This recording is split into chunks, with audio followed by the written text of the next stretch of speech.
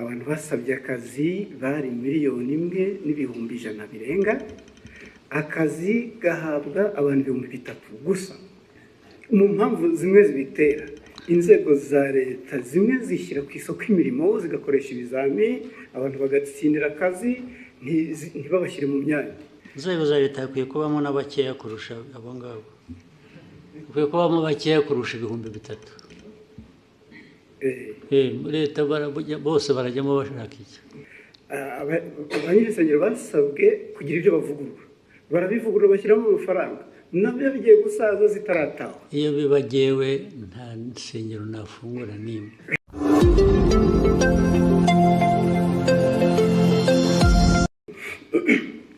Ndagira ngo mbashimire kuri uyu mwanya mumpaye. Sinzi niba mwarabonye raporo yasohotse ivuga ko mu mwaka umwe 2024-2025 abantu basabye akazi bari 1,100,000 birenga, akazi gahabwa abantu 3,000 gusa. 3,000 kuri 1,100,000. Bitatu bigomba kuba ariko byaragiye mu kampani imwe cyangwa ebyiri. Ntabwo nibera ko birakireka. Noneho mu mpamvu zimwe zibitera, inzego za leta zimwe zishyira ku isoko imirimo zigakoresha ibizami, abantu bagatsindira akazi ntibabashyire mu myanya. Hanyuma abavuga ni mu nzego za leta. Yego, mu nzego za leta. Inzego za leta hakwiye kubamo n'abakeya kurusha abo ngabo, hakwiye kubamo bakeya kurusha 3,000.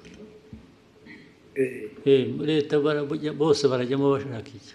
1,000,000 urayishyira muri leta ijye ikora iki? Nyakubahwa Perezida wa Repubulika, ikibazo ntabwo ari uwo mubare w'abakora muri leta, ahubwo abo bavunika bakora ibizamini ntabwo bose babikoze n'abiyandikisha basaba akazi. Ababikoze ntekereza ko bagera muri 500. No kugira ngo baringanize. Ariko harimo imvune, hari abakoresha ibizamini wenda nko mu karere kamwe ka Nyagatare, ugasanga ikizamini kiri kubera i Musanze.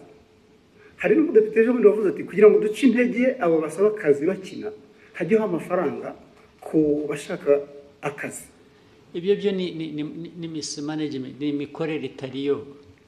Ibyo nyine babishyira ku murongo, ibyo bishobora gukosorwa, ntabwo ari ikibazo kinini cyane.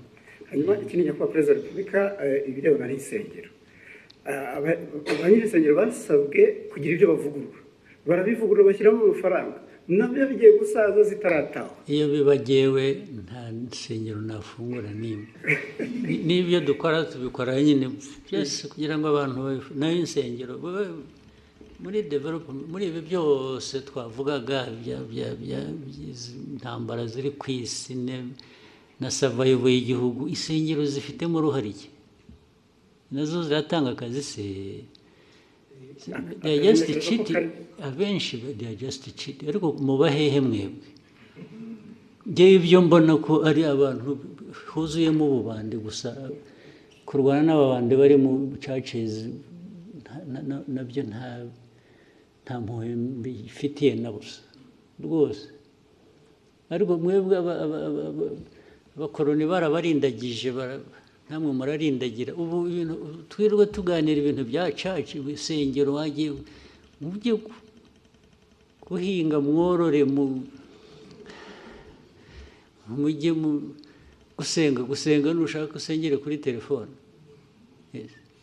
Ibyo churches aho byaturutse ntuhazi. Churches ziri ahantu hose ziri, ahubwo ndetse buriya nuko dushaka gushyira ibintu mu kuri, ntidashaka guhutaza abantu, tugira kwigisha, naho hafunzwe nke.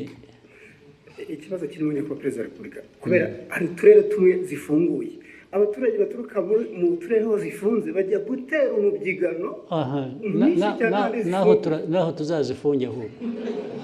Yes, aho ziri ubwo tuzazifunga, bajye basengera mu rugo rwose. Iri senga abanyafurika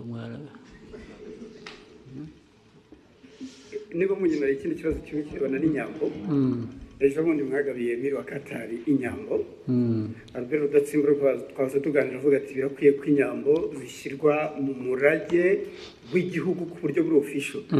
Ibyo bintu mwese mubitekerezaho bizakorwa ryari? Muzabitekerezeho mwebwe.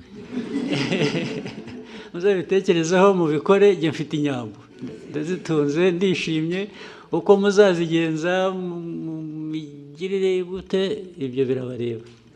Yes, njye nzatunga ngabe nishime nyambo ko ari amateka yacu se. Mwe mukora akazi ko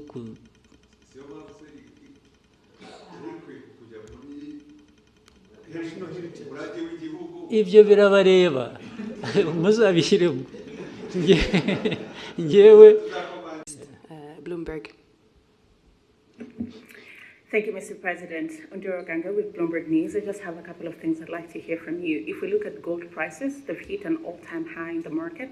In the context of Rwanda, IMF projects that by the end of the year, gold is going to account for half of your export revenue, about $2 billion by the end of this year. But in the same breath, we have seen sanctions, particularly from the EU, on the country's main smelter, Kasabo, and some of its executives. So in lieu of the sanctions, what is Rwanda currently doing with its gold? And maybe if you can broaden out that conversation for me, what is the importance of gold in Rwanda's economy? And do you have specific plans to develop the gold industry? Thank you very much. Do you want to advise those who are applying sanctions? I'm saying, do you want people to add more sanctions to stop that, or what? No, I want to know if you're not selling it to the EU, because Rwanda also has a really big deal, about $900 million mineral deal with the EU. Yeah. So if they're off the table, if that is frozen, what is currently happening? There's nothing frozen. There's nothing frozen. You know what they sanctioned? They are individuals who led that refinery.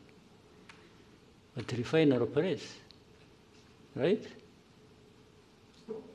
So that I don't misquote you, Rwanda is still selling its gold to the EU?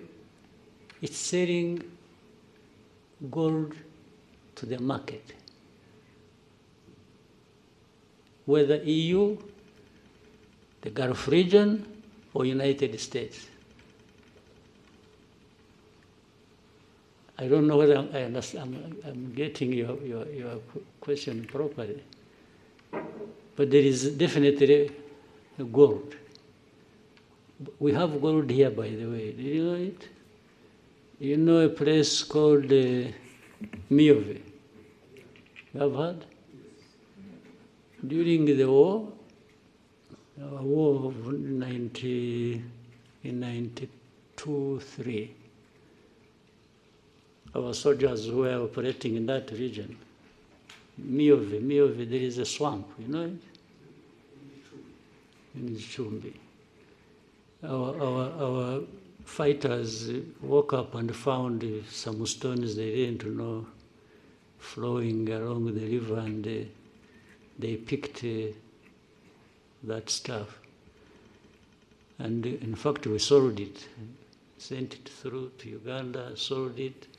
It bought us, we were able to buy some meals for a week, just from the gold we picked. The mining still goes on artisanal, and now they are doing deep exploration to see if there is gold in Nyamagabe area, near Nyungwe.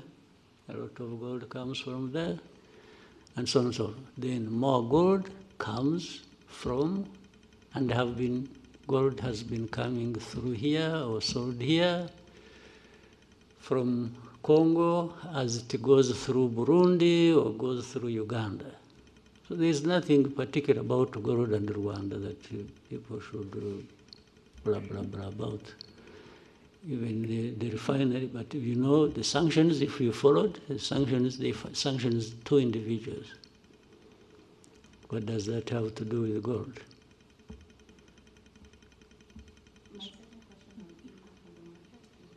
impact of Rwanda on the market, or The value of gold to Rwanda's economy and if you're planning to go into it.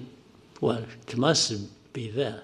I haven't calculated it, but the impact must be positive, must be there relative to the price of gold going up. I've been seeing it is now at around 4,000. Yes, 4,000 plus dollars per ounce, I think. That's huge. As you see it, you may end up, and it has nothing to do with Rwanda, you may end up having wars around gold, those who need it and those who produce it in the world.